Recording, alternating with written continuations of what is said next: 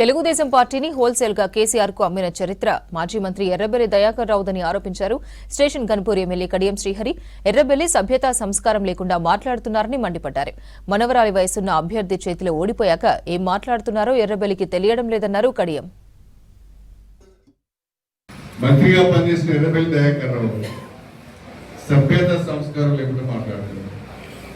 కడియం శ్రీహరికి సిగ్గు లేదని, కడియం శ్రీహరికి పాపాత్ముడని మాట్లాడుతున్నాడు. నిజమే, నాకన్నా కాస్త కూస్తో సిగ్గుంది కానీ నీకు అసలే సిగ్గు లేదని నా అభిప్రాయం. ఈ చెవిటోనికి ఎట్లా చెప్పాలో కూడా నాకు అర్థమవుతలేదు. మనవరాలు వయస్సున్న అమ్మాయి చేతిలో ఘోరంగా ఓడిపోయి, అది కూడా 54-55 వేల ఓట్ల తేడాతో ఓడిపోతే ఈ చెవిటోని చిన్న మెదడు చిక్కిపోయింది. కాబట్టి ఏం మాట్లాడుతున్నాడో అర్థమవుతుంది. నువ్వు సభ్యతగా మాట్లాడితే నేను సభ్యతగా మాట్లాడతాను. నీవు ఆనాడు తెలుగుదేశంలో ఉండి, నేను ఆనాడు తెలుగుదేశంకు రాజీనామా చేసి తెలంగాణ ఉద్యమంలోకి వచ్చినప్పుడు నువ్వు నాకు వ్యతిరేకంగా ఇష్టం వచ్చిన రీతిలో మాట్లాడినావు. కానీ నువ్వేం చేసినావు? తెలుగుదేశాన్ని హోల్సేల్గా కేసీఆర్కు అమ్మిన చరిత్ర, నీచ చరిత్ర నీది.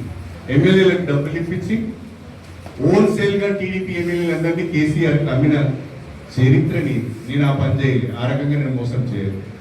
ఫోన్ ట్యాపింగ్ అనేది సర్వసాధారణం అని అంటున్నాను.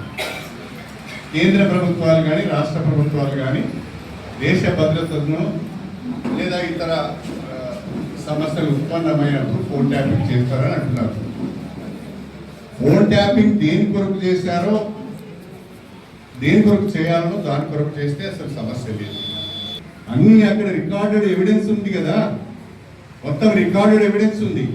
ఇలా దొంగ అని వచ్చినట్టున్నది. టీఆర్ఎస్ వాళ్ళ పరిస్థితి ఎట్లా ఉంది అంటే అక్కలేక మింగలేకపోతున్నారు. ఒక కేసు మీద ఒక కేసు వచ్చే వరకు మొత్తము దొంగ అని వాళ్ళే ముందుగా వస్తున్నారు.